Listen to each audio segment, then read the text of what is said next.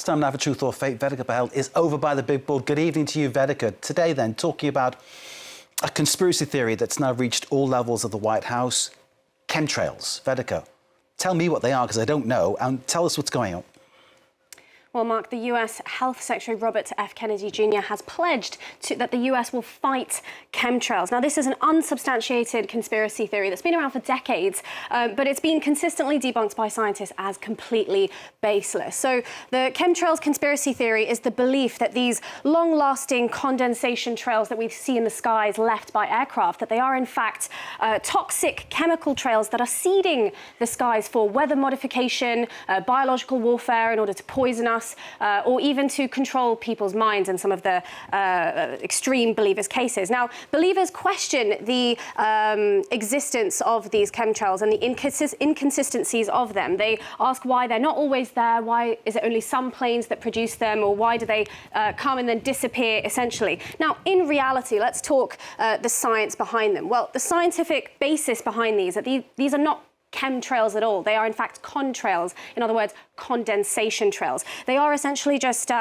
temporary plane-created clouds, and they're made up of water vapor, and they take place when the hot jet fuel exhaust, which is mainly water vapor with some soot particles, when that mixes with the colder air at high altitudes, this creates ice crystals that then form these trail-like clouds, and these dissipate based on the weather conditions of the region that they're taking place in, of the day. There's many different regions. Now, this isn't to say that weather modification is entirely false. As a concept, we know that cloud seeding exists to induce rain in dry areas, but this is on a very, very small scale worldwide. But overall, Mark, according to a 2017 study, around 10% of Americans fully believe in this chemtrails conspiracy theory. And that is scary, isn't it? So how has this gone from conspiracy theory to actual US legislation?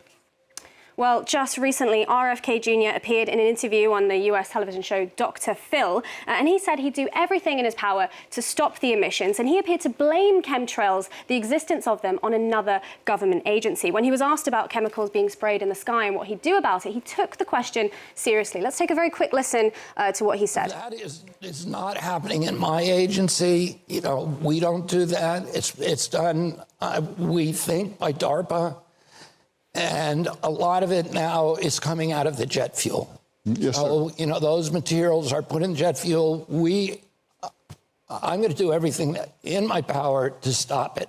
We're bringing on somebody who's going to think now, only when he about says we think it's done by DARPA, what he's referring to is the Defense Advanced Research Projects Agency, which is a part of the US Department of Defense. Now, this isn't the first time he's publicly endorsed this. He has previously replied to chemtrails fanatics on X, saying we are going to stop this crime. But more recently, just a month ago, he replied to this person, this believer in the theory, who was pushing for bills in the US to ban atmospheric geoengineering. And what that is, it is a new field of science where scientists are trying to find ways to fight the consequences of fossil fuel pollution that we as humans are creating. Now, Kennedy essentially said that 24 states are moving to ban geoengineering, and the Health and Human Services is going to do its part. Well, what we know about that is that Tennessee has already banned this, the release of airborne chemicals in geoengineering, the Chemtrails bill. Florida is also moving along that bill forward, and this February, Alabama